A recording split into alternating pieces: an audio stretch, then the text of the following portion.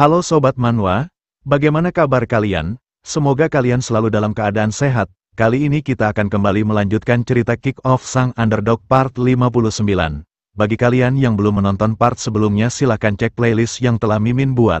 Kalau sudah langsung saja kita lanjut ke ceritanya.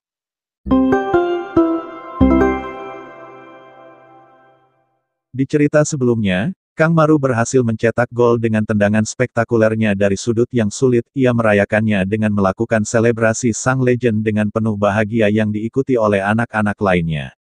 Cerita kemudian flashback saat di bandara, Seongwon menasehati Sung Siwo agar jangan membuat Kang Maru terlalu berharap padanya dan kemudian kabur ke Jerman. Setidaknya katakan padanya yang sebenarnya sebelum dia pergi, jangan merusak hidup bocah itu karena mereka sama-sama tahu ini bukanlah karir yang mudah. Dengan sedikit tegas Seongwon mengatakan jika Kang Maru terus seperti itu, maka dia mungkin akan berakhir sepertinya. Mendengarnya tiba-tiba saja Sung Siwo tersenyum yang membuat Seongwon bertanya-tanya apa yang salah dengan bocah ini. Sung Siwo mengeluarkan seragam sepak bolanya dan menunjukkannya kepada Seongwon. Ia mengungkapkan bahwa ia membawa ini khusus untuk diberikan kepada Kang Maru. Sambil tersenyum Sung Siwo mengatakan kalau bocah gendut itu sudah melebihi harapannya. Nomor 10 itu lebih cocok dipakai olehnya daripada dirinya. Di atas lapangan Seongwon terus menatap Kang Maru dengan perasaan berdebar. Ia mengatakan kalau Kang Maru terlalu bersinar, dan sinarnya itu mengingatkannya atas kegelapannya lebih dalam. Bagaimana jika ia tidak pernah mengalami semua itu? Bagaimana jika ia membuat pilihan yang lebih baik? Di momen itu Seongwon kembali mengingat masa lalunya yang kelam, di mana saat itu ia akhirnya kembali ke rumah setelah lama tinggal di penampungan anak. Melihat kedatangannya ibunya menangis sejadi-jadinya dengan berserakan lembaran foto pencariannya. Seongwon merasa senang bertemu kembali dengan ibunya, berharap ibunya juga merasakan hal yang sama. Namun ekspresinya seketika berubah ketika mendengar apa yang dikatakan ibunya saat pertama kali bertemu dengannya. Ibunya berteriak mengatakan kalau ia berharap dia mati saja dan ia terus mengulanginya. Ibunya mengatakan kalau ini semua adalah salah Seongwon dan kenapa dia terus membuat hidupnya begitu sulit seperti ini. Dengan ekspresi penuh kebencian ibunya menegaskan kalau ia telah bertaruh banyak demi dia. Ia telah mencoba yang terbaik untuk hidup dengan layak. Ibunya terus mengeluh menyalahkan Seongwon dan menanyakan kenapa dia seperti ini. Bagaimana bisa dia pergi dan tinggal di penampungan anak sementara ada ia di sini? Apakah dia tahu bagaimana rasanya seorang ibu yang tidak mengetahui anaknya ada di mana? Tak lama setelah itu ibunya tiba-tiba tumbang tak sadarkan diri yang membuat Seongwon sangat panik. Ia segera menelpon ambulans dan membawa ibunya ke rumah sakit.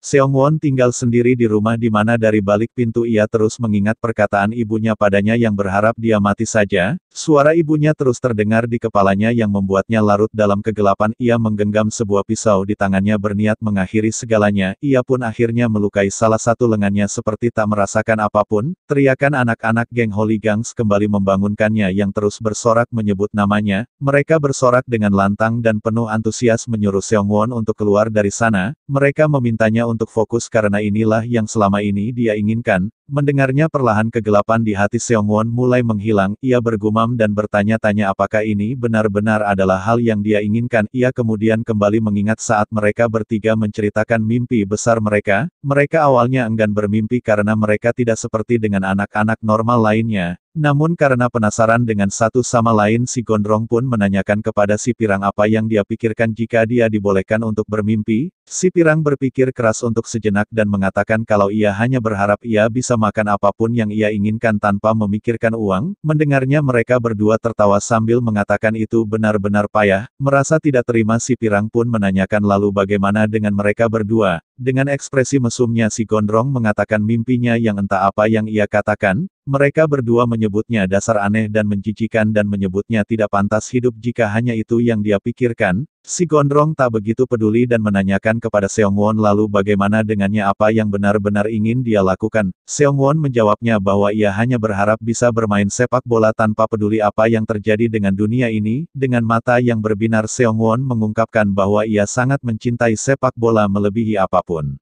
Kembali ke lapangan pertandingan terus berjalan di mana SMA Uwon telah menembus sisi kanan SMA Haja dengan umpan 3 arah. Jong Sanwon berteriak meminta yang lainnya agar jangan semuanya mengejarnya, cukup blokir saja umpan mereka. Jong Sanwon terus berteriak mengarahkan pemain bertahan lainnya agar menjaga satu persatu pemain lawan. Park Chadol juga mulai beraksi dan berteriak mengatakan sepertinya SMA Uwon akan menyerang dengan habis-habisan. Gelandang pertahanan mereka telah bergabung dengan serangan. Sehun memberikan umpan kepada Seongwon yang datang dari luar kotak penalti. SMA Uwon memakai strategi jebakan, mereka membuat pertahanan SMA Haja ke samping untuk membersihkan bagian tengah sementara Seongwon bebas berada di tengah membawa bola sendirian. Ini adalah apa yang disebut dengan isolasi dan taktik umpan untuk membuat Seongwon mendapatkan posisinya. Anak-anak SMA Uwon semuanya menatap ke arah Seongwon yang sedang membawa bola, mereka meminta Seongwon agar tidak perlu merasa khawatir karena mereka yang akan mengatur panggungnya, yang perlu dia lakukan hanyalah menari sebanyak yang dia inginkan.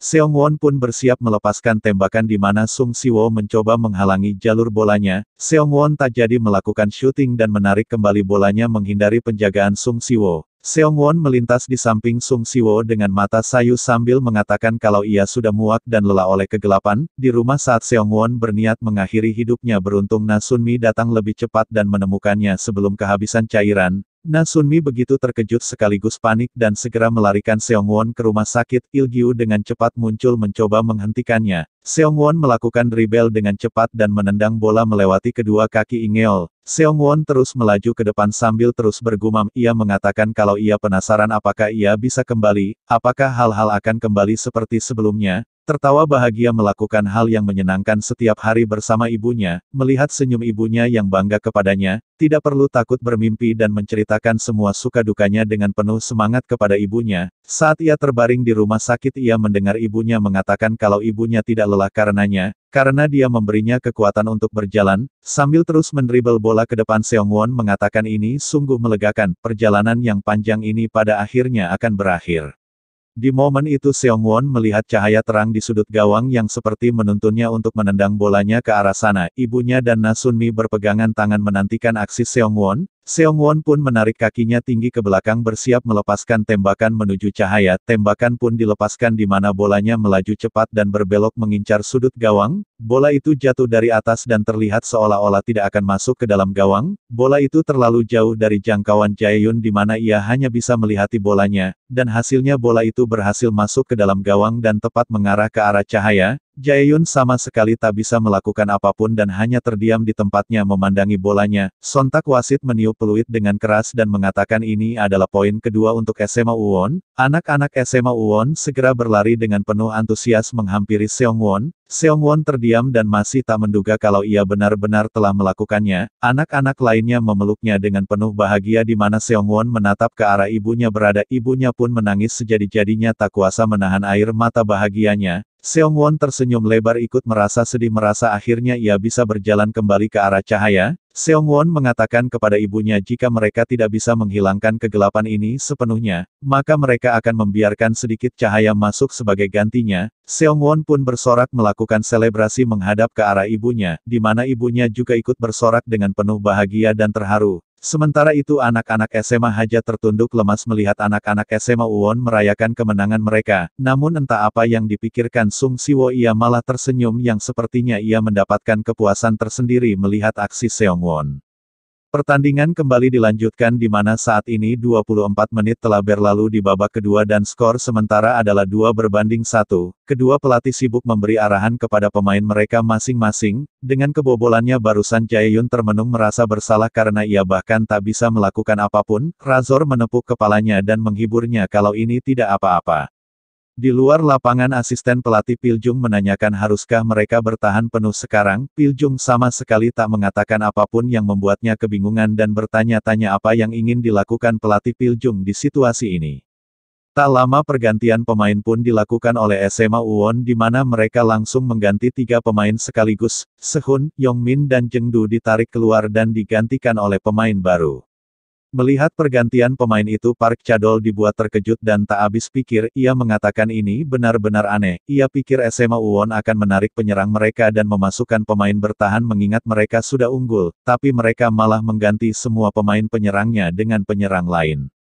Di atas lapangan pemain baru Suchan langsung mengatur ulang formasi pemain di lapangan. Ia meminta Mingon, salah satu pemain yang juga baru masuk, untuk mengambil alih posisi Seongwon, sementara yang lainnya ia dengan lantang meminta mereka semua tetap di posisi dan hanya Seongwon yang akan ke depan. Suchan lalu berjalan menghampiri Sung Siwo dan menepuk kepalanya di mana Ingeol yang melihatnya dibuat kebingungan dan merasa tidak terima. Suchan tersenyum di mana Suchan, Sung Siwo dan Seongwon dulunya adalah teman dekat saat masih berada di SMP sehingga ia hanya sedikit menjahilinya, namun Ingeol yang tidak tahu apa-apa sontak menghampiri Suchan dengan gagah dan menanyakan apa yang dia inginkan. Suchan memintanya untuk minggir karena wajahnya terlihat menakutkan. Mereka berdua pun adu mulut dan tak mau mengalah satu sama lain yang membuat Sung Siwo menghela nafas.